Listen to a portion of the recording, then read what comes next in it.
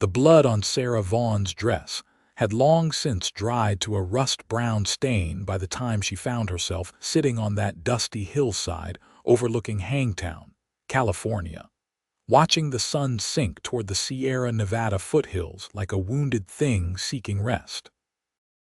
She had not meant to come this far from the cemetery, had not meant to do much of anything except get through the burial without falling apart in front of the whole town. But her feet had carried her here anyway, to this barren patch of earth where nobody could witness her finally breaking into pieces. The year was 1872, and Sarah had just buried her father. Not peacefully in his sleep after a long life well lived, but violently, senselessly, cut down in the street by a drifter who wanted the $40 in his pocket and did not care that Jonathan Vaughn had a daughter who needed him, who had already lost her mother to cholera 3 years prior and could not bear to lose anyone else. The drifter had been caught and hanged within 24 hours, frontier justice being what it was, but it did not bring her father back. It did not fill the hollow space in her chest where her heart used to be. Sarah was 22 years old, unmarried, and now utterly alone in a rough mining town where women without male protection were considered fair game for any manner of trouble. The house she had grown up in was not even hers, just a rented place her father had been paying for month to month with his wages from the stamp mill. She had perhaps enough money to last 2 weeks if she was careful, and after that, she did not know what would become of her. The future stretched ahead like a dark tunnel with no light at the end. She drew her knees up to her chest and wrapped her arms around them, not caring that she was getting dirt all over her only good dress, the black one she had dyed herself for her mother's funeral, and now had worn again. Tears came hot and fast, streaming down her face in rivers, and she did not try to stop them. Up here, there was nobody to see, nobody to tell her to be strong or to have faith that God had a plan. If God had a plan, it was a cruel one, and she was tired of pretending otherwise. The sun melted into the horizon, painting the sky in shades of orange and pink and purple that were almost obscenely beautiful given the ugliness of the day. Sarah wept harder, her whole body shaking with the force of her grief, making sounds she had never heard herself make before, animal sounds of pure anguish.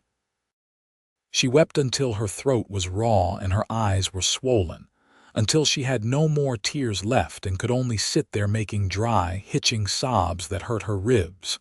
She did not hear the footsteps behind her, did not know anyone was there until a male voice said very quietly, "Madam, are you hurt?" Sarah jerked around, her hand flying to her throat in alarm. Standing about 10 feet away was a man she had seen around town but never spoken to, someone who worked with the horses at the livery stable. He was tall and lean, maybe 25 or 26, with dark hair that needed cutting and eyes that looked almost black in the dying light. He held his hat in his hands and had the wary, careful posture of someone approaching a wild animal that might bolt. "I am fine," Sarah said automatically, though it was perhaps the most obvious lie she had ever told. Her voice came out hoarse and broken. "Begging your pardon, madam, but you do not sound fine," the man said. He did not come any closer, just stood there turning his hat in his hands. "I was riding back from the Patterson ranch and saw you up here. Thought maybe your horse had thrown you or something. Did not mean to intrude on private grief." "Then you should go," Sarah said, but there was no heat in it. She was too exhausted to be properly angry. The man looked at her for a long moment, then at the sunset, then back at her. "Cannot do that," he said. "Would not be right, leaving a lady alone up here with night coming on. There are rattlesnakes in these hills, not to mention other dangers. If you want me to keep my distance, I will, but I am not leaving until I know you are safely back to town." Sarah wanted to tell him she did not need his protection, that she did not need anything from anyone, but the words would not come. The truth was, she was afraid of the dark walk back to Hangtown, afraid of being alone, afraid of everything. So instead of arguing, she just turned back to face the sunset and said nothing. After a moment, she heard the man's footsteps, but instead of leaving, he came closer. He sat down on the ground about 6 feet away from her, far enough to be respectful but close enough that she could feel his presence. He did not try to speak to her, did not ask what was wrong or offer empty platitudes. He just sat there, silent and steady, watching the sun disappear. Something about his quiet presence loosened the knot in Sarah's chest just slightly. She found she could breathe a little easier. They sat like that as the sky darkened from purple to deep blue, as the first stars began to prick through the velvet expanse above them. The air grew cooler, and Sarah shivered in her thin dress. Without a word, the man shrugged out of his worn leather jacket and held it out to her. When she hesitated, he said, "Please. I run hot anyway." Sarah took the jacket and wrapped it around her shoulders. It smelled like horses and leather and something else, something clean and masculine. "Thank you," she whispered. "Welcome," he said. Then, after another pause, "Name is Ryder Quinn. I work at Mackenzie's livery." "Sarah Vaughn." She swallowed hard. "I buried my father today." Ryder was quiet for a moment. "I know, I was there, stood in the back. Your father was a good man. I am sorry for your loss." Sarah had not noticed him at the funeral, but then she had not noticed much of anything except the coffin being lowered into the ground. "Did you know him?" "Some." "He brought his horse to the livery for shoeing. Always had a kind word, always paid fair. Last time I saw him, he was telling me about how proud he was of you, how you could read and write better than most men, how you had kept the house running after your mother passed." Ryder paused. "Said you were the best thing he had ever done with his life." Sarah felt fresh tears spill over, but these were different somehow, less bitter. "He said that?" "Yes, madam, and more besides. Anyone could see he loved you fierce." They fell into silence again, but it was a comfortable silence now, the kind that did not need filling. Sarah watched the stars emerge one by one, hundreds and then thousands of them, more than she could ever count. The Milky Way stretched across the sky like a river of light, and for the first time all day, she felt something other than crushing despair. She felt small, yes, but also part of something larger, something that had been going on long before her grief and would continue long after. "My mother died when I was 12, Ryder said suddenly. "Fever took her. My father followed 6 months later, drank himself to death, though the doctor called it a failed liver. I know what it is to be alone in the world. I know how it feels like you will never be whole again." Sarah turned to look at him. In the starlight, she could just make out his profile, the strong line of his jaw, the sadness in his eyes. "Does it get better?" Ryder considered this. "It gets different. The sharp edges wear down some. You learn to carry it. And one day you wake up and realize you can remember them without it destroying you. You can even smile at the memories. I cannot imagine that. No, I do not suppose you can, not today, but it will come in time." Sarah pulled his jacket tighter around herself. "What did you do?" "After they died, worked. Any job I could find. Drove cattle, worked in the mines for a spell until I realized I would rather die than spend my life underground. Learned horses from an old Mexican man down in Sonora. Eventually drifted up here and got on at Mackenzie's. Been there about 2 years now." "Do you have any other family?" "No, madam, just me." The loneliness in those words resonated with Sarah's own. "Me neither. Not anymore." They sat together as the night deepened around them, two solitary souls sharing space under an infinite sky.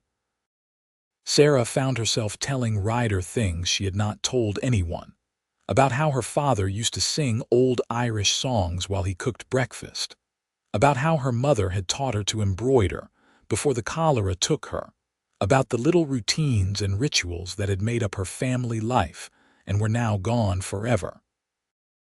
Ryder listened without interrupting, without trying to fix anything, and somehow that was exactly what she needed. When she finally ran out of words, Ryder said, "Getting late. Should probably see you back to town." Sarah nodded, though she was reluctant to leave this hilltop where, for a few hours, she had felt less alone. Ryder stood and offered her his hand. She took it, and he pulled her to her feet with an easy strength. He did not let go right away, and she did not pull back. They stood there for a moment, hands clasped, looking at each other in the starlight. "Thank you," Sarah said, "for sitting with me, for not leaving me alone." "Any decent man would have done the same," Ryder said, but his voice was rough with emotion. "No," Sarah said, "they would not have. Most men would have either tried to take advantage or would have been scared off by a weeping woman. You did neither. You just sat with me and let me grieve. That was kind." Ryder looked down at their joined hands, then back up at her face. "I meant what I said earlier. I know what it is to be alone. Would not wish that on anyone, especially not tonight." He released her hand then, and Sarah felt the loss of his warmth. She started to take off his jacket, but he shook his head. "Keep it for the walk back. You can return it tomorrow if you like." They made their way down the hillside in the darkness, Ryder leading the way with sure feet, Sarah following close behind. He had left his horse tethered at the bottom of the hill, a sturdy buckskin gelding that whickered softly when they approached. Hangtown spread out below them, its scattered lights warm against the darkness. "Can you ride?" Ryder asked. "I can lead the horse if you would rather walk, but it is a fair distance." "I can ride," Sarah said, though she had not been on a horse in months. Ryder swung up into the saddle, then offered his hand again. Sarah took it and let him pull her up behind him. She settled onto the horse's back, acutely aware that she had to put her arms around Ryder's waist to keep her balance. She could feel the solid warmth of him through his shirt, the steady rise and fall of his breathing. They rode slowly down the trail toward town, the horse picking its way carefully in the darkness.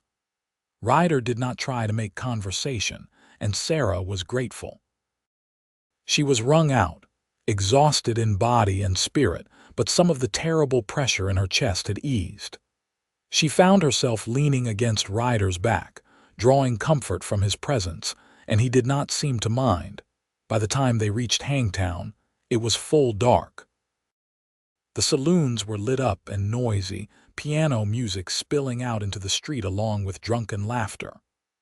Ryder guided his horse away from the main street, taking the quieter back ways until they reached the small house Sarah had called home. He dismounted first, then helped her down. Sarah swayed a little when her feet hit the ground, dizzy with exhaustion. Ryder steadied her with a hand on her elbow. "Will you be all right?" he asked, and she could hear the genuine concern in his voice. Sarah looked up at the dark house, dreading going inside to the emptiness waiting there. But she nodded. "I will manage." Ryder did not look convinced. "Do you have food? Firewood?" "Some," Sarah said, which was not really true, but she did not want to be a burden. Ryder was quiet for a moment, studying her face in the dim light from a nearby window. Then he said, "I will bring some things by tomorrow, firewood and such. No arguments," he added when Sarah opened her mouth to protest. "Your father was a good man who did right by people. Someone should do right by his daughter." Sarah felt her eyes sting with fresh tears. "You do not have to do that." "I know I do not have to, I want to." Ryder shifted his weight, suddenly seeming less sure of himself. "If that is acceptable to you, I mean, do not want to presume." "It is acceptable," Sarah said softly. "More than acceptable, thank you, Mr. Quinn." "Ryder," he said. "Just Ryder." "Ryder," Sarah repeated and found she liked the feel of his name in her mouth. They stood there for another moment, neither quite ready to part ways. Finally, Ryder stepped back and touched 2 fingers to his forehead in a casual salute. "Good night, Miss Vaughn. I will see you tomorrow." "Good night, Ryder, and thank you again for everything." Sarah watched him ride away, then slowly climbed the steps to her house. Inside, it was dark and cold and empty, just as she had feared, but somehow it felt less overwhelming than it had this morning. She lit a lamp and sat down in her father's chair, still wearing Ryder's jacket. And for the first time since the shooting, she felt like maybe, just maybe, she might find a way to survive this after all. The next morning arrived too soon and too bright. Sarah had barely slept, drifting in and out of uneasy dreams where her father was alive and then dead again, over and over. She rose with the sun out of habit, then stood in the middle of her kitchen wondering what to do with herself. There was no one to cook breakfast for, no one to pack a lunch for, no reason to do any of the small tasks that had structured her days. She forced herself to eat a piece of bread and drink some water, knowing she needed to keep her strength up even though she had no appetite. Then she changed out of her funeral dress into a simple calico work dress and tried to figure out what came next. She needed to find work, that much was clear. She needed to figure out if she could keep this house or if she would need to find somewhere else to live. She needed to do 100 practical things, but the weight of it all pressed down on her until she could barely breathe. A knock at the door startled her out of her spiraling thoughts. She opened it to find Ryder standing there with an armload of firewood. He had cleaned up since last night, his hair damp from washing, his shirt fresh though well worn. In the daylight, Sarah could see that his eyes were not black as she had thought, but a deep brown flecked with gold. "Morning," he said. "Brought that firewood I mentioned. Got more in the wagon if you can use it." "I can pay you," Sarah said quickly, though she had no idea how. "Did not ask you to," Ryder said mildly. "Where do you want this?" Sarah directed him to the wood box beside the fireplace, then followed him outside where a wagon was indeed loaded with split firewood, along with several crates and burlap sacks. She looked at it all with growing alarm. "Ryder, this is too much. I cannot accept all this." "Why not?" He hoisted another armload of wood. "Because I cannot pay you back. Did not ask you to pay me back either." He carried the wood inside and began stacking it neatly. "Miss Vaughn, I will be plain with you. Your father helped me out when I first came to Hangtown. I was down to my last dollar and Mackenzie was not sure about hiring me. Your father vouched for me, told Mackenzie I had an honest face and deserved a chance. Got me that job. I never got the chance to thank him for that, so I am thanking him now by helping his daughter. It is just firewood and some supplies. It is not charity, it is paying a debt." Sarah felt something tight in her chest loosen. "I did not know he did that. He did not tell you because he was not the sort of man who went around bragging about his good deeds. But I have not forgotten it, and I will not leave you to struggle alone if I can help it." He made several more trips, bringing in the firewood along with flour, cornmeal, dried beans, salt pork, coffee, and various other staples. Sarah tried to protest again, but Ryder just kept working, methodical and efficient, until everything was unloaded and properly stored. When he was done, he stood in her small kitchen looking slightly awkward, his hat in his hands again. "There is one more thing. Mackenzie's wife, Ruth, she runs a boarding house. She is looking for help, someone to assist with cooking and cleaning and such. It does not pay a lot, but it comes with room and board if you need it, or just wages if you want to keep this place. I mentioned you might be interested, and she said to come by today if you want to talk about it." Sarah stared at him. "You found me a job. Just mentioned you might be looking. Ruth makes her own decisions about who she hires, but I think you would suit. She is a good woman, fair employer. And it is respectable work." Sarah did not know what to say. This man, this near stranger, had shown her more kindness in the past 12 hours than most people showed in a lifetime. "Why are you doing all this for me?" Ryder met her eyes. "Told you, paying a debt." "No," Sarah said. "This is more than that.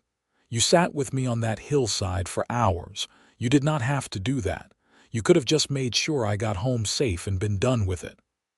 Ryder was quiet for a long moment, turning his hat in his hands. Finally, he said, "I meant what I said last night. I know what it is to be alone, to feel like the ground has disappeared from under your feet. When I saw you up there, weeping like your heart was breaking, I could not just leave you. Would not be able to live with myself if I had. So maybe I did it for selfish reasons as much as anything. Maybe I needed to believe that when a person is at their lowest, someone will sit with them and see them through the darkness." He paused. "Maybe I needed to be that someone." Sarah felt her eyes fill with tears for what seemed like the 100th time. "You are a good man, Ryder Quinn." "Just a man trying to do right when I can," he said. "Which is all any of us can do." He put his hat back on. "I should get to work. Mackenzie will have my hide if I am too late. But Ruth's boarding house is the big white one on Oak Street if you want to go see her. Tell her I sent you." "I will," Sarah said. "And Ryder, thank you for all of this. I do not have words for what it means to me." Ryder's face softened. "You do not need words, Miss Vaughn. Just take care of yourself. That is thanks enough." After he left, Sarah stood in her kitchen surrounded by the supplies he had brought, feeling overwhelmed but also, for the first time, hopeful. She had a lead on a job. She had enough food to last a while. She had firewood for cooking and warmth. And she had the memory of sitting under the stars with a kind man who had asked nothing of her except to let him help. She tidied herself up as best she could, pinned her hair into a neat bun, and set out for Ruth Mackenzie's boarding house. The walk through town was difficult. People kept stopping her to offer condolences, and while she knew they meant well, each conversation scraped her raw all over again. By the time she reached the White House on Oak Street, she was exhausted. Ruth Mackenzie turned out to be a stout, practical woman in her 40s with shrewd blue eyes and capable hands. She invited Sarah into her kitchen, sat her down at the table, and poured her a cup of coffee without asking if she wanted any. "Ryder said you might be looking for work," Ruth said without preamble. "That true?" "Yes, madam," Sarah said. "Can you cook?" "Yes, madam." "Can you clean?" "Yes, madam." "Can you deal with difficult people?" "Because I get all kinds through here. Miners and drifters and traveling salesmen, and some of them have more opinions than sense." Sarah managed a small smile. "I can handle difficult people." Ruth studied her for a moment. "I am sorry about your father. Jonathan was a good man. This town is poorer for his loss." She paused, then continued in a brisk tone. "I need someone to help with breakfast and dinner, keep the rooms clean, change the linens, that sort of thing. Work starts at 5 in the morning and usually ends around 8 in the evening, with some breaks in between. I pay $8 a week plus meals, or $6 a week plus room and board if you need a place to stay. 1 day off per week, your choice which day. I am a fair employer, but I expect hard work and honesty. Can you do that?" $8 a week was more than Sarah had dared hope for. "Yes, madam, I can start whenever you need me." "Tomorrow, then," Ruth said. 5 o'clock sharp, do not be late." "I will not be, madam, thank you. Thank you so much." Ruth's expression softened slightly. "Ryder spoke well of you, said you were bright and capable and deserved a chance. That boy has good judgment about people, so I am trusting his word. Do not make me regret it." "I will not," Sarah promised. She left the boarding house feeling like a weight had been lifted from her shoulders. She had a job. She could keep her father's house, at least for now. She could survive. It was not much, but it was more than she had dared hope for yesterday. The next few weeks passed in a blur of hard work and exhaustion. Sarah threw herself into her job at the boarding house, rising before dawn to help Ruth prepare breakfast for the boarders, spending her days cleaning and washing and mending, then helping with dinner before finally trudging home to her empty house. The work was relentless, but she was grateful for it. When she was working, she did not have time to think, did not have time to dwell on her grief. She saw Ryder occasionally when she was walking to or from work, and he always tipped his hat and asked how she was managing. Sometimes she saw him at the livery when she passed by, working with the horses, his movements sure and gentle. Once, she saw him calming a spooked mare, talking to her in a low, soothing voice until the animal settled, and something about the patience and kindness in his manner made Sarah's chest ache in a way that was not entirely unpleasant. One Sunday, her day off, Sarah was at the general store trying to decide if she could afford a bit of ribbon to trim an old dress when Ryder appeared at her elbow. "Afternoon, Miss Vaughn," he said. "Afternoon, Ryder," she replied. She still wore his jacket sometimes in the evening when it was cold, though she kept meaning to wash it and return it to him. "How are you finding the work at Ruth's?" he asked. "It is good. Ruth is a fair employer, like you said. The work is hard, but I do not mind." "You look tired," Ryder said, and there was concern in his voice. Sarah laughed a little. "I am tired, but that is all right. It is better than sitting idle and thinking too much." Ryder nodded. "I understand that. Still, you should not work yourself into the ground." He hesitated, then said, "I was wondering if maybe you might like to take a walk with me this afternoon. If you are not too tired, I mean. There is a place I found up by the creek where the cottonwoods are turning gold. It is real pretty." Sarah felt her heart skip. Was Ryder asking to court her? Or was he just being kind, trying to give her a pleasant afternoon? She studied his face and saw nervousness there, saw the way he was turning his hat in his hands again, and realized it was the former. "I would like that," she said softly. Relief flooded Ryder's face. "Good. That is good. I can come by your place in about an hour. I will be ready." Sarah bought the ribbon, suddenly feeling like it mattered that she looked nice, and hurried home to change into her better dress and fix her hair. When Ryder knocked on her door an hour later, she was as ready as she could be given her limited wardrobe. They walked through Hangtown together, past the saloons and shops, past the stamp mill where her father had worked, and out toward the creek that meandered through the valley. Ryder offered his arm, and Sarah took it, feeling the strength of him through his sleeve. They did not talk much at first, just walked in comfortable silence, listening to the sounds of the town fading behind them and the natural world emerging around them. The cottonwoods were indeed turning gold, their leaves brilliant against the blue sky. The creek burbled over smooth stones, and the air smelled like autumn, that peculiar mix of dry grass and falling leaves and distant smoke. They found a spot near the water and sat down on a fallen log, watching the creek flow past. "This is beautiful," Sarah said. "Thank you for bringing me here." "Thought you might like it," Ryder said. "I come here sometimes when I need to think, when the town gets too loud." "Do you like working with the horses?" Sarah asked. Ryder's face lit up. "I do. There is something honest about horses. They do not lie or pretend to be something they are not. If you treat them right, they will do anything for you. If you treat them poorly, they remember. I respect that." "How did you learn to work with them?" "That old Mexican man I told you about, the one in Sonora. His name was Fernando.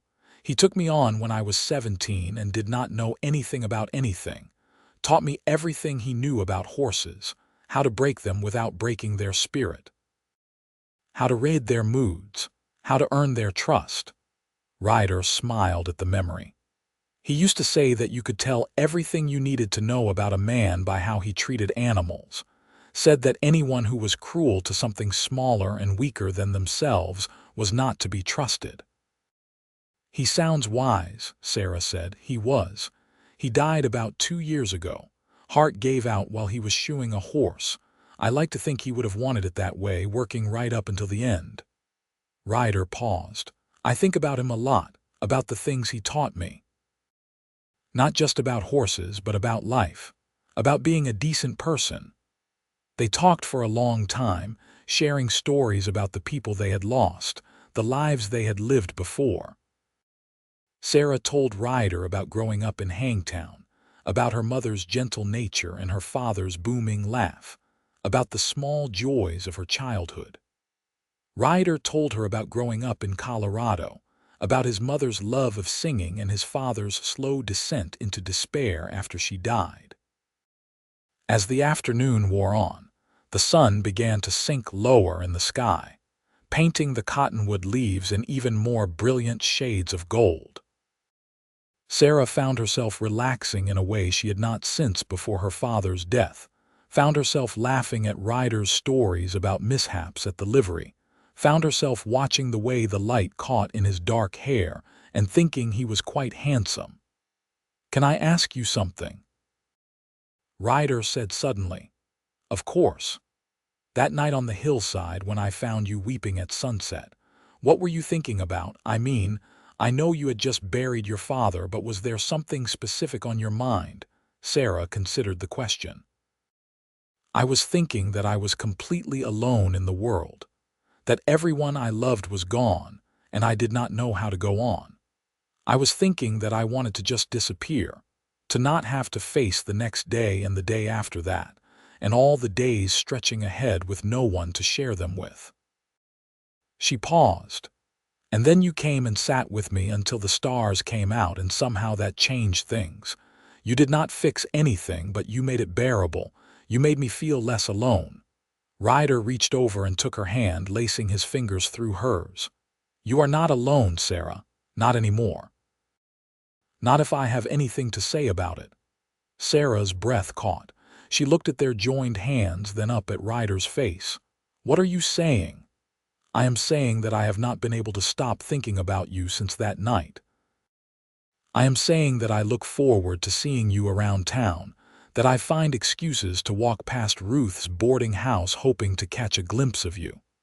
I am saying that I care about you, Sarah Vaughn, and I would like to court you proper if you will have me." Sarah felt her heart racing. It had been less than a month since her father died. Was it too soon? Would people talk? But when she looked into Ryder's eyes and saw the sincerity there, she found she did not care what people might say. "I would like that," she said. "I would like that very much." Ryder's smile was like the sun coming out from behind clouds. He lifted her hand to his lips and kissed her knuckles, a gesture so sweet and old-fashioned that it made Sarah's heart melt. They sat there by the creek as the sun set, holding hands and talking until the first stars began to appear. And Sarah thought about how strange life was, how grief and joy could exist side by side, how new beginnings could come from the darkest endings. Over the following months, Ryder courted Sarah with a patience and tenderness that took her breath away. He was always respectful, always mindful of her grief, never pushing for more than she was ready to give. He brought her wildflowers that he picked on his rides through the hills. He carved her a little wooden horse that she kept on her bedside table. He walked her home from the boarding house in the evenings when he could, their conversations ranging from the profound to the pleasantly mundane. The town noticed, of course. Hangtown was small enough that everyone noticed everything. Some people approved, saying Ryder Quinn was a good man and Sarah could do worse. Others clucked their tongues and said it was too soon after her father's death, that she should be mourning longer. Sarah tried not to listen to either group. She was learning to trust her own heart, and her heart told her that Ryder was something precious and rare. Ruth Mackenzie certainly approved. "That boy is smitten with you," she told Sarah one morning as they were rolling out biscuit dough. And you with him, unless I miss my guess." Sarah felt her cheeks heat. "Is it that obvious to anyone with eyes?" Ruth said, but she was smiling. "Do not look so embarrassed. It is a good thing. Ryder is solid and kind, and you deserve someone who will treat you right. Lord knows there are precious few good men in this town." Winter came to the Sierra foothills, bringing cold rains that turned the streets of Hangtown into rivers of mud. Sarah continued working at the boarding house, continued seeing Ryder when she could. They had not kissed yet, though Sarah thought about it more than she probably should.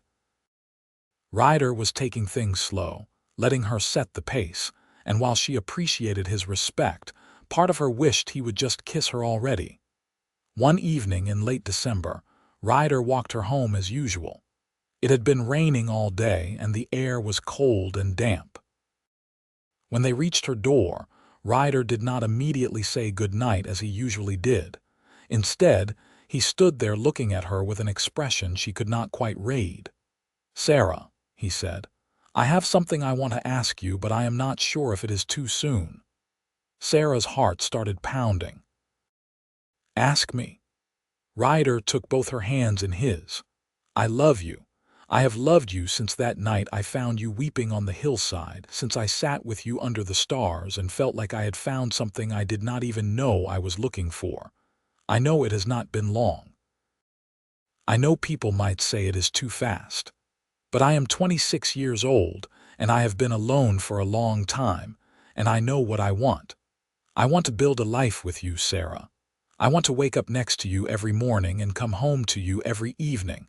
I want to grow old with you." He took a shaky breath. "Will you marry me?" Sarah felt tears spring to her eyes, but these were happy tears. "Yes," she said. "Yes, Ryder, I will marry you." Ryder let out a breath that was half laugh, half sob, and then he pulled her into his arms and kissed her. It was a gentle kiss, tentative at first, as if he was still not quite sure he was allowed. But then Sarah wrapped her arms around his neck and kissed him back with all the feeling she had been holding inside, and the kiss deepened, became something urgent and searching and full of promise. When they finally broke apart, both breathing hard, Ryder rested his forehead against hers. "I will do everything I can to make you happy," he said. "I swear it." "You already make me happy," Sarah said, "just by being you." They were married in January of 1873 in a simple ceremony at the small church in Hangtown. Ruth Mackenzie stood up as Sarah's witness, and Mackenzie himself stood up for Ryder. Sarah wore a dress that Ruth had helped her make, a simple blue calico that matched her eyes. Ryder wore his best clothes and looked so handsome that Sarah could barely breathe when she saw him waiting for her at the altar. The ceremony was brief, the words familiar and comforting. When the minister pronounced them husband and wife, Ryder kissed Sarah with a sweetness that made her feel like she was floating. They walked out of the church together into the cold January sunshine, and Sarah thought about that night on the hillside when she had felt so alone, so certain that she would never be happy again. She thought about how Ryder had sat with her until the stars came out, had shown her through his quiet presence that she could survive, that she was not as alone as she thought. They moved into a small house that Ryder had been renting, nicer than Sarah's old place, with 2 rooms and a decent stove. Sarah gave up her job at the boarding house, though Ruth made her promise to come visit often. Ryder continued working at the livery, and Sarah kept house and took in sewing and mending to help with expenses. Their first year of marriage was not easy. Money was tight, as it was for most people in Hangtown. The mines were playing out, and the town was slowly shrinking as people moved on to new strikes elsewhere. But Sarah and Ryder were happy. They learned each other's rhythms and habits. They learned how to fight and make up, how to compromise, how to be partners in all things. Ryder taught Sarah to ride properly, taking her out on Sunday afternoons to explore the hills and valleys around Hangtown. Sarah taught Ryder to read better, sitting with him in the evenings by lamplight as he slowly worked his way through books she borrowed from the church library. They talked about everything and nothing, shared their dreams and fears, built a life together one day at a time. In the spring of 1874, Sarah discovered she was pregnant. She told Ryder one evening after dinner, her heart pounding with nervousness and excitement. Ryder's face went through a dozen emotions in as many seconds: shock, joy, fear, wonder, before settling into a huge, delighted grin. "A baby," he said, his voice full of awe. "We are going to have a baby." "Are you happy?" Sarah asked. "Happy." Ryder pulled her into his arms. "Sarah, I am more than happy. I am terrified and thrilled and grateful, and about 100 other things I do not have words for." The pregnancy was hard. Sarah was sick for the first few months, could barely keep anything down. Ryder was endlessly patient, bringing her water and dry crackers, holding her hair back when she was ill, never complaining even though it meant extra work for him. Ruth came by often to check on her, bringing food and advice and her no-nonsense comfort. As Sarah's belly grew, Ryder would talk to the baby in the evenings, his hand splayed across her stomach, telling their child about the horses at the livery and the mountains outside town, and all the things they would do together. Sarah would lie there watching him, her heart so full of love she thought it might burst. In November of 1874, Sarah went into labor on a cold, clear night when the stars were brilliant overhead. Ruth came to help, and Ryder paced in the other room, wearing a path in the floor with his worried feet. The labor was long and difficult, and there were moments when Sarah was certain she was going to die, but Ruth talked her through it with firm kindness. And finally, as the sun was rising, Sarah brought a son into the world. Ryder cried when he held his son for the first time, tears streaming down his face as he looked at the tiny, red-faced creature in his arms. "He is perfect," he kept saying. "Sarah, he is perfect." They named him Jonathan after Sarah's father and called him Jack. He was a good baby, healthy and strong, with his father's dark hair and his mother's blue eyes. Ryder was a devoted father from the first moment, changing diapers and walking the floor at night when Jack was fussy, never acting like these tasks were beneath him. Watching Ryder with their son, Sarah would think about the man who had found her weeping at sunset and sat beside her until the stars came out, the man who had shown her such kindness when she needed it most. She thought about how grief and joy were intertwined in ways she never could have imagined, how the worst day of her life had led to meeting the best person in her life. Jack grew from a baby into a curious, active toddler who followed his father around the livery whenever Sarah brought him to visit. Ryder would set Jack on the backs of the gentlest horses and lead them around the corral, Jack squealing with delight, and Sarah would watch from the fence rail, feeling grateful beyond measure for this life they had built. In 1877, Sarah had another child, a daughter they named Ruth after the woman who had given Sarah work when she desperately needed it, and had become one of her dearest friends. Ruth had her mother's temperament, calm and observant, watching the world with serious eyes.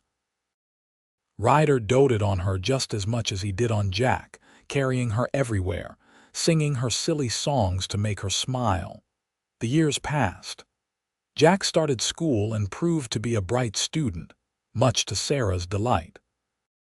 Ruth followed her brother everywhere, and Jack was patient with her in a way that made Sarah proud.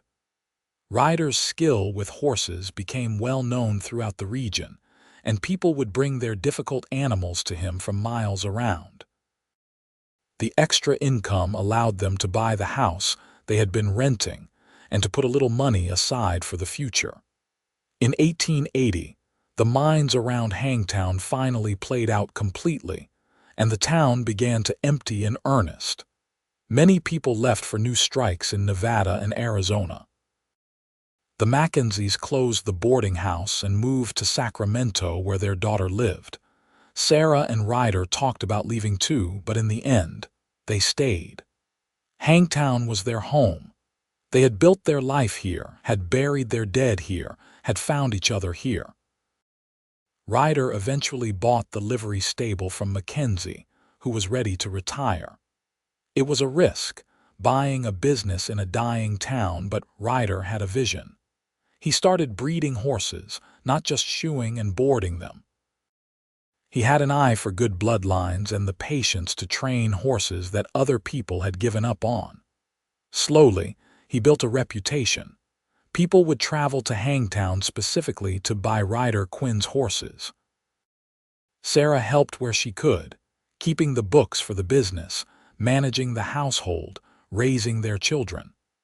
She took in sewing work when times were tight and helped birth babies when the midwife was called away to other towns. She became known as someone you could count on, someone who would show up when you needed help. In 1883, Sarah had another son, Thomas, a surprise baby born when she was 33 and thought she was done having children. Thomas was different from their other children, quieter and more sensitive, with a gift for drawing.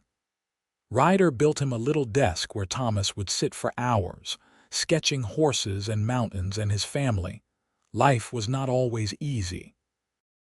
There were years when money was tight, when they worried about making the mortgage payment.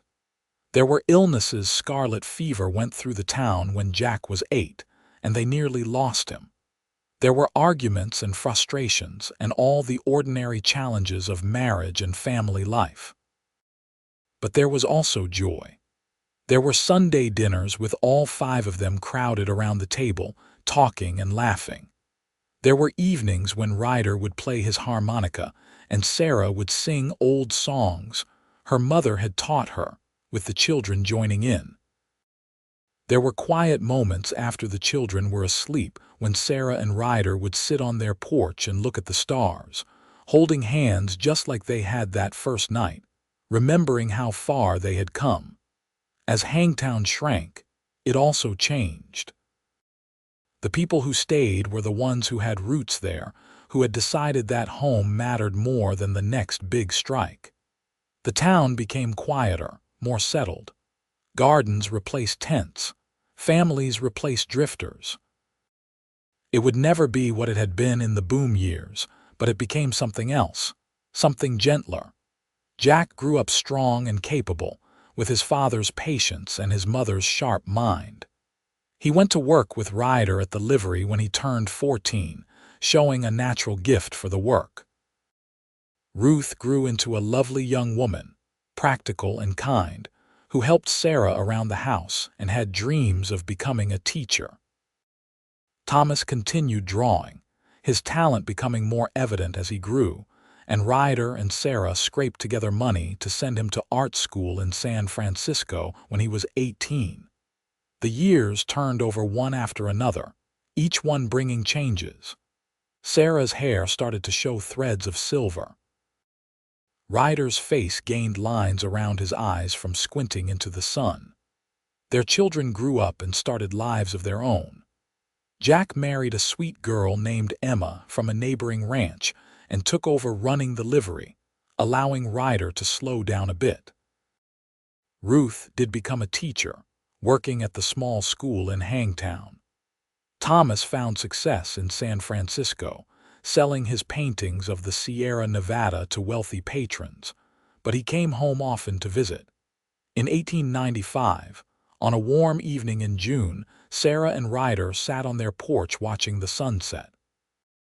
They were both 55 years old now, officially middle-aged, though Ryder joked that he felt about 90 after a hard day's work.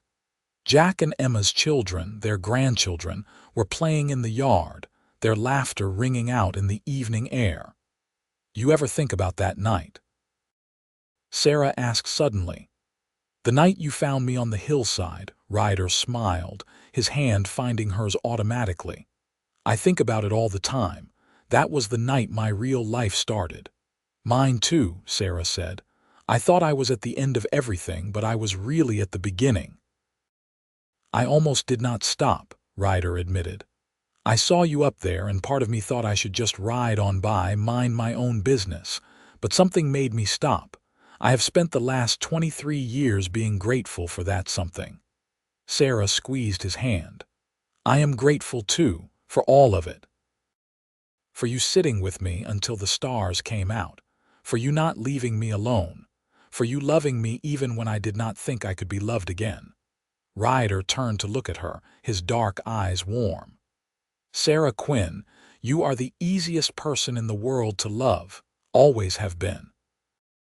They sat in comfortable silence, watching the sun paint the sky in brilliant colors, watching their grandchildren play, feeling the weight of all the years they had shared and the years still to come. The sun sank lower, and the first stars began to appear, just like they had that night so long ago. Do you remember what you told me that first night? Sarah asked. About grief getting different, the sharp edges wearing down. I remember. You were right. I can think about my father now and smile. I can remember my mother without it destroying me. The grief is still there, but it is gentler now.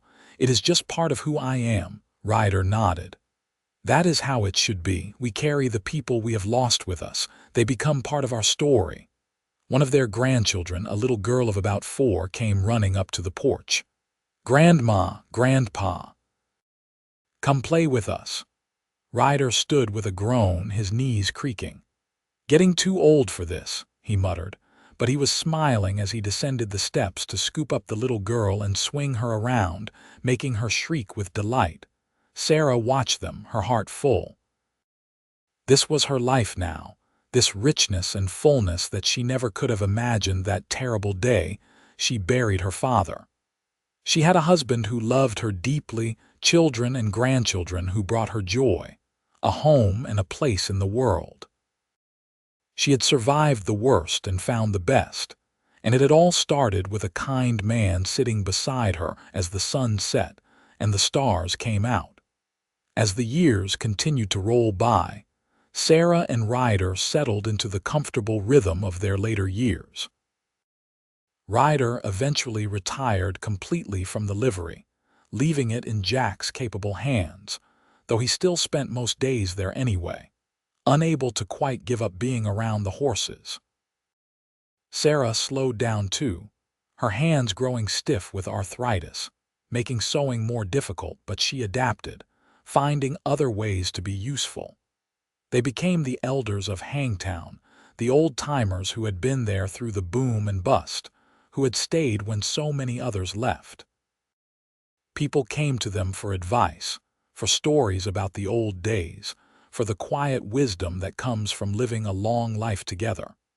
In 1900, as the new century dawned, Sarah and Ryder celebrated their 27th wedding anniversary. Their children and grandchildren gathered for a party, and Thomas even came home from San Francisco with his wife and 2 children. It was a joyous occasion, the house full of love and laughter and the noise of family. That evening, after everyone had gone home or gone to bed, Sarah and Ryder took a walk, something they still did when the weather was fine and their old bones permitted it. They walked through the quiet streets of Hangtown, past the church where they had been married, past the livery stable that had supported their family for so many years, out to the edge of town where the hills began to rise. Want to go up to the hillside? Ryder asked. The one where we first met.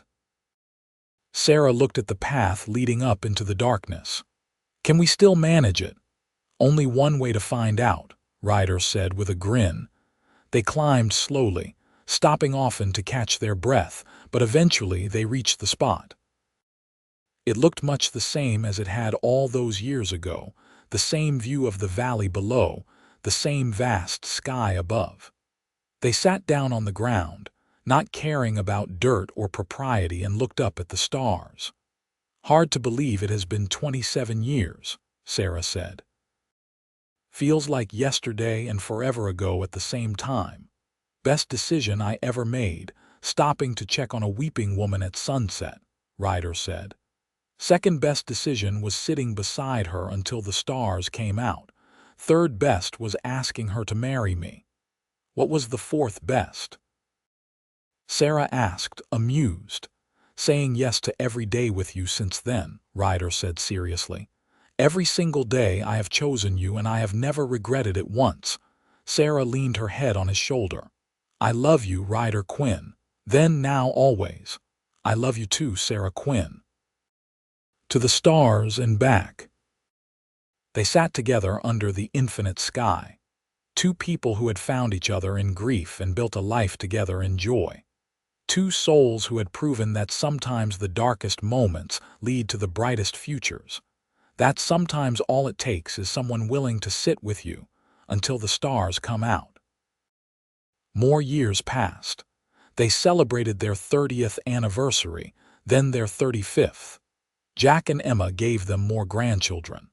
Ruth married a rancher and moved to a spread about 20 miles outside of Hangtown but visited often. Thomas's artwork gained recognition, and he had a show in New York City, though he always said his favorite pieces were the ones of Hangtown and his family. In 1905, Sarah and Ryder both turned 65. They were grandparents to 12 grandchildren now, and the first great-grandchild was on the way. Ryder's hair had gone completely white, and he moved slowly these days, his joints painful from decades of hard physical work. Sarah's eyesight was failing, making it hard to read or so, but she refused to let it stop her from doing what she could.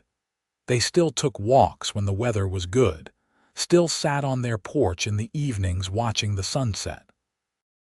They still held hands like young lovers, still looked at each other with the fondness that comes from truly knowing another person, from having weathered all of life's storms together.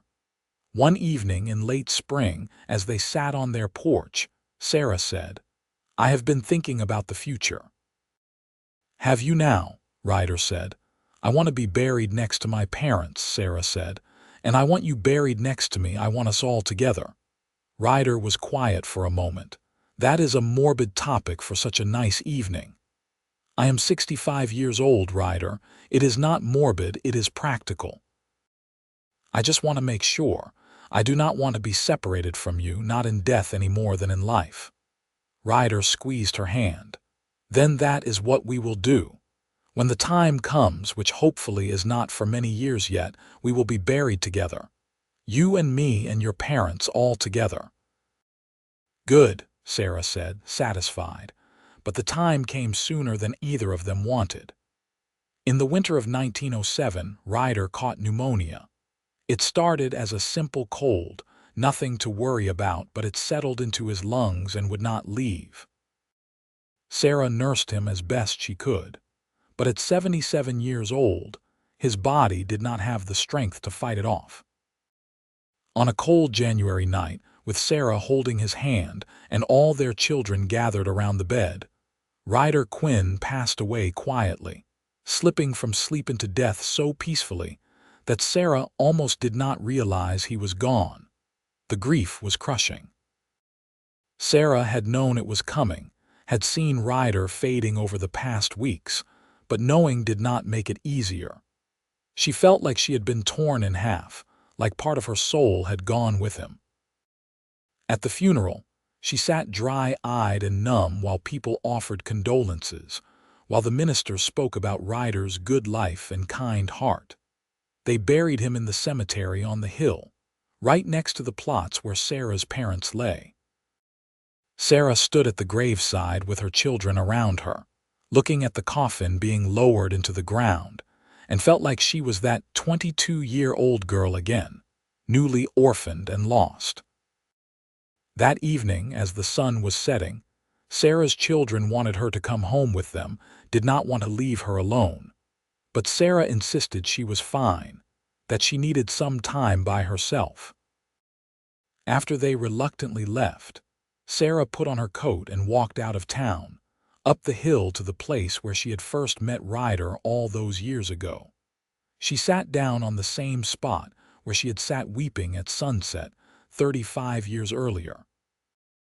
The tears came then, hot and bitter, grief that was just as sharp as it had been when she lost her father, maybe sharper because she had loved Ryder for so much longer, because he had been her whole world. She wept as the sun sank lower, painting the sky in brilliant oranges and purples. She wept for all the days she would face without him, for all the conversations they would never have, for all the sunsets they would not watch together. She wept for the man who had shown her such kindness when she needed it most, who had loved her faithfully for 34 years, who had given her a life beyond anything she could have imagined. As the first stars began to appear, Sarah felt a deep sense of peace settle over her. She could almost feel Ryder sitting beside her, could almost hear his voice saying what he had said that first night, that the sharp edges would wear down in time, that she would learn to carry this grief just as she had learned to carry all her other losses. She sat there under the stars, remembering the first time Ryder had kissed her, remembering the birth of their children, remembering 1,000 ordinary moments that had made up their life together, remembering how he had sat with her until the stars came out, how he had chosen her every single day. "I will see you again," she whispered to the stars. "I do not know when, but I will see you again. And until then, I will keep going. I will watch our grandchildren grow up. I will tell them stories about you. I will live the rest of the life we built together, and I will carry you with me every step of the way." The stars shone down, infinite and eternal, and Sarah sat beneath them feeling connected to something larger than her grief, something that encompassed all the love and loss and beauty of human existence. Sarah lived for another 8 years after Ryder's death. They were not easy years, but they were good ones in their own way. She spent her time with her children and grandchildren and great-grandchildren, telling them stories about Ryder, about Hangtown in the old days, about how two lonely people had found each other and built a life together.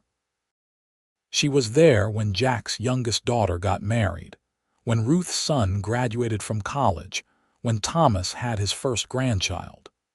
She was there for birthdays and holidays and ordinary days that became special because family was together. In the spring of 1915, at the age of 75, Sarah's health began to fail. Her heart was giving out, the doctor said. There was nothing to be done except keep her comfortable. Sarah accepted this with equanimity. She had lived a long, full life. She had known great love and great loss. She had survived and even thrived. She was ready to rest. On a warm May evening, Sarah asked her children to help her outside. They carried her to the porch and settled her in her rocking chair, covering her with a blanket. The sun was setting, painting the sky in beautiful colors, and Sarah smiled. "It is a good sunset," she said to Ruth, who was sitting beside her. "It is, Mama," Ruth said, her eyes wet with tears she was trying not to shed. "Your father and I watched a lot of sunsets together," Sarah said. "I think this might be my last one, and that is all right. I am ready to see him again." "We are going to miss you so much," Ruth said, her voice breaking. "I know, sweetheart, but you will be all right. You have strong roots and good people around you. You will carry on, just like I carried on when your father died, just like I carried on when my parents died. That is what we do. We carry on and we carry each other." They sat together as the sun sank lower and the sky darkened. Sarah's breathing grew shallower, more labored. Jack and Thomas came to sit with them too, all 3 of Sarah's children surrounding her as the stars began to appear one by one. Sarah looked up at the stars, at the familiar constellations she had watched for so many years. She thought about Ryder, about her parents, about all the people she had loved and lost. She thought about that night so long ago when a kind stranger had sat beside her until the stars came out, when he had shown her that she was not alone, that she could survive. "Tell my story," Sarah whispered to her children. "Tell your children and grandchildren about how your father found me weeping at sunset and sat beside me until the stars came out. Tell them that was how our love story began, with kindness and stars. Tell them that even in the darkest moments, there is light if you are willing to wait for it." "We will, Mama," Jack promised. "We will tell your story." Sarah smiled and closed her eyes. Her breathing slowed, became peaceful. And as the stars shone bright overhead, the same stars that had witnessed the beginning of her love story with Ryder, Sarah Vaughn Quinn took her last breath and went to join the man who had been her companion, her love, her everything. They buried her next to Ryder in the cemetery on the hill, just as she had wanted. The whole town turned out for the funeral, even though Hangtown was small now, a shadow of what it had been in the boom years. People came from miles around to pay their respects to Sarah Quinn, who had been a pillar of the community, who had helped birth their babies and tended their sick and been a friend to anyone who needed one. At the graveside, Jack spoke about his mother's strength and kindness. Ruth read a poem Sarah had loved. Thomas showed a painting he had done of his parents sitting on their porch at sunset, holding hands, the stars just beginning to emerge overhead. And in the years that followed, Sarah's children and grandchildren and great-grandchildren did tell her story, just as she had asked. They told about how Ryder had found her weeping at sunset and sat beside her until the stars came out. They told about how that simple act of kindness had led to a love story that spanned 34 years of marriage and touched countless lives. The story became a family legend, passed down through the generations. It was told at weddings and anniversaries, held up as an example of what real love looked like. Not the flashy, dramatic kind of love in novels, but the steady, faithful kind that showed up day after day, that sat with you in your grief, that built a life one moment at a time. Hangtown itself eventually faded away almost completely. The boom times never returned, and one by one, people moved away to larger towns and cities. But the Quinn family stayed, maintaining the livery stable that Ryder had built, keeping Sarah's memory alive, tending the graves on the hillside where it had all begun. And on clear nights, when the stars came out bright and infinite, you could almost imagine two figures sitting on that hillside, holding hands and watching the sky, their love story written in the constellations, eternal as the stars themselves. The legacy of Sarah and Ryder Quinn lived on in ways they never could have imagined. Their children carried forward the values they had been taught: kindness, perseverance, the importance of showing up for people in their darkest moments. Jack ran the livery with the same patience and skill his father had shown, treating every animal and customer with respect. Ruth became one of the most beloved teachers in the region, known for her compassion and ability to see potential in every child. Thomas's artwork gained national recognition, but he never forgot his roots, always including scenes of Hangtown and the Sierra foothills in his work. Their grandchildren and great-grandchildren spread out across California and beyond, but they carried the story with them wherever they went. At family gatherings, someone would inevitably bring up the tale of how their great-great-grandparents had met, how Ryder had found Sarah weeping at sunset and sat beside her until the stars came out, how that moment of compassion had sparked a love that lasted a lifetime. The story took on an almost mythical quality over the years, but at its heart, it remained simple and true. A story about human kindness, about not leaving someone alone in their pain, about love that grows from compassion and respect. It was a story that reminded people that sometimes the most profound connections begin with the smallest gestures, that sometimes all someone needs is for another person to sit with them until the darkness passes and the stars come out. Years turned into decades, and decades into a century. Hangtown changed beyond recognition, eventually being officially renamed, though old-timers still called it by its original name.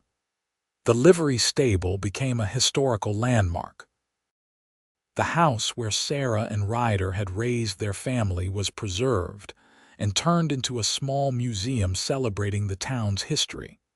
But through it all, on that hillside where everything began, the story lived on. Couples would hike up there to watch the sunset, drawn by the romantic legend.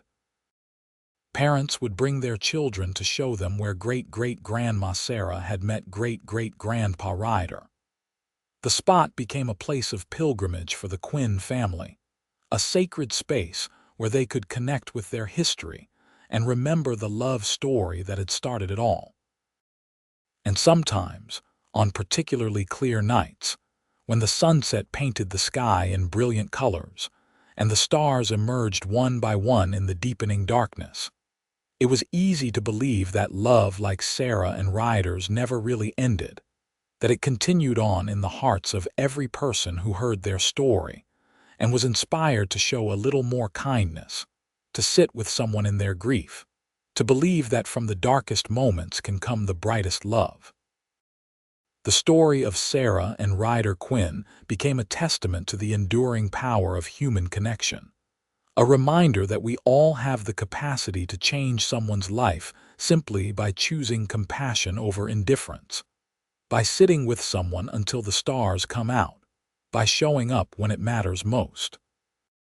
It was a love story for the ages, born in grief and tears, nurtured with patience and respect, and lasting far beyond the boundaries of two individual lives to touch generations yet to come.